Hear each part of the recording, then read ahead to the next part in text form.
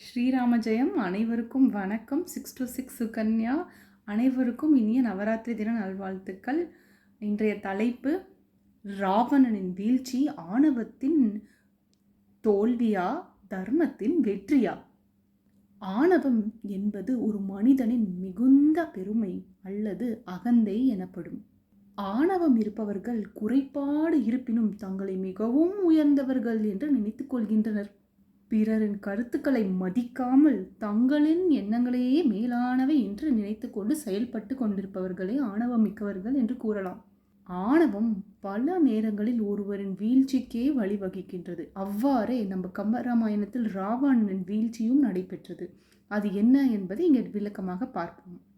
ராவணன் ஒரு வலிமை மிகு ராஜா, அறிவாற்றல் மிக்கவன், சிவபக்தன், சிவனிடம் பல விதமான வரங்களை பெற்றவன். அவனை போல திறமைசாலி இருக்கவே முடியாது உலகத்திலும். அவ்வளவு திறமை பெற்றவன். ஆனால் அவன் அகந்தைக்கும் ஆணவத்திற்கும் அடிமையாகி இருந்தான். அதுவே அவனின் அழிவிற்கு மிகுந்த காரியமாக அமைந்தது. அவன் சீத்தையை அபகரித்து வந்து மிகவும் தவறான செயலை செய்தான். அதன் மூலம் அவன் தர்மத்தை கடைபிடிக்காமல் தவறான வழியில் சென்றதால் அவனின் வீழ்ச்சி அரங்கேறியது. அதற்கு முக்கியமான காரணம் அவனின் ஆணவமே ஆகும். ஆணவம் அவனை நியாயம், தர்மம், ஒழுக்கம் ஆகிய பாதைகளிலிருந்து மாற்றி அமைத்தது. இந்த நிலையில் நாம் மண்டோதரி, ராவணனின் மனைவி மண்டோதரி, அவளை பற்றி கண்டிப்பாக கூற வேண்டும்.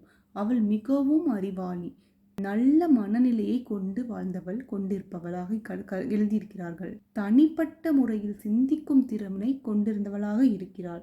அவள் பல பல பல முறை ராவணனிடம் தர்மத்தின் வழியில் செல்லும்படி எடுத்துரைத்திருக்கிறாள்.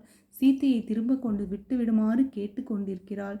ஆனால் ஆணவம் பிடித்த ராவணனின் காதுகளுக்கு அது விழவே இல்லை. அவன் அதை கேட்கவே இல்லை. ஆகையால் அவன் அழிவை சந்திக்க நேர்ந்தது. இதே நேரத்தில் நமது ராமரானவர் கருணையின் உருவமாக இருந்தார், தர்மத்தின் ஸ்வரூபமாக இருந்தார், அன்பின் திருவுருவமாக இருந்தார். அவர் தர்மத்தையே தன் வாழ்வில் முதல் குறிக்கோளாக இருந்து வாழ்ந்தும் வந்தார். அனைவரிடம் கருணையாகவும் அன்புடனும் அனைவரையும் அரவணைத்து நன்றாக வாழ்ந்து வந்தார் ராமன். ஆகையால் தான் இறுதி போரில் ராமரால் சீதையை ராவணனை வென்று சீத்தையை மீட்டு வர முடிந்தது. ராவணன் தன் ஆணவத்தினால் அழிவை ஏற்படுத்தி கொண்டான். இப்பொழுது நாம் திருமாலின் பெருமையை பற்றி தெரிந்து கொள்வது மிகவும் முக்கியமாகும். குலசேகர ஆழ்வார் திருப்பதிகத்தில் நின் கோயிலின் வாசல் அடியாரும் வானவரும் அறம்பயரும் என்று கூறுகிறார். அதாவது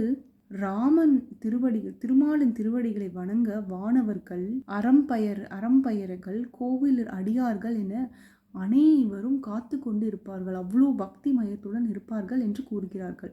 அன்பு, பக்தி என்ப உணர்வில் அவரை திருமாலின் திருமாலை காண வேண்டும் என்று நினைப்பார்கள். நாராயணா என்று ஒரு வார்த்தையை கூறினாலேயே போதும், அவரின் அருளை நாம் பெற்று முடியும். அவர் மனிதன் விரும்பும் அனைத்து ஆசைகளையும் கொடுக்க வல்லவர் என்று கூறப்படுகிறது.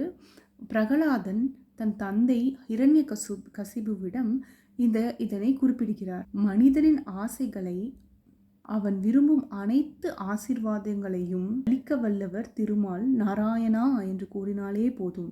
ஆகையால் அவரிடம் பக்தியும் அன்பும் செலுத்துமாறு எடுத்துரைக்கிறார். ராமரும் ராவணனுக்கு ஒரு வாய்ப்பை கொடுத்தார். ராமன் ராவணனிடம் இன்று போய் நாளை நல்லவனாய் வா என்று கூறினார். ஆனால் ராவணன் கேட்டாரா? கேட்கவே இல்லை. அவர் அதர்மத்தின் வழியே நின்றார். கடைசியில் தர்மமே வென்றது. ஆகையால் தர்மம்தான் இறுதியில் வெல்லும் என்ற அணியில் நான் பேச விளைகின்றேன். எவன் ஒருவன் தர்மத்தை கடைபிடித்து வாழ்கின்றானோ அவனுக்கு மோட்சம் கண்டிப்பாக கிடைக்கும். அதை பின்பற்றாதவனுக்கு அழிவு நிச்சயம் என்பது ராவணனே அதற்கு சாட்சியாக அமைகின்றது. அதே நேரத்தில் ராமன் அருள், கருணை மற்றும் தர்மத்தின் அடிப்படையில் வாழ்ந்து வந்ததால் அவருடைய வாழ்க்கை அனைவராலும் போற்றப்படும் அளவில் பெருமை மிகுந்த வாழ்க்கையாக மாறியது என்பது இதன் மூலம் நம்ம தெரிந்து கொள்ளலாம். நன்றி, வணக்கம். இறுதியில் தர்மமே வெல்லும். ஸ்ரீராம ஜெயம்.